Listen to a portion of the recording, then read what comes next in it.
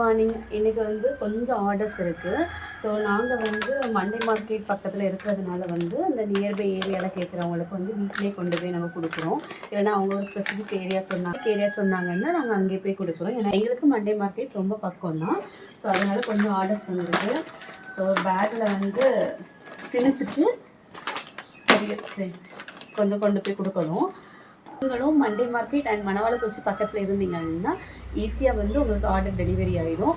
ஏன்னா இப்போ ஷிப்பிங் சார்ஜே வந்து ரொம்ப அதிகமாகுதுல்ல, நாங்கள் அதெல்லாம் இல்லாமல் உங்கள் வீட்டிலே கொண்டு தருவோம்.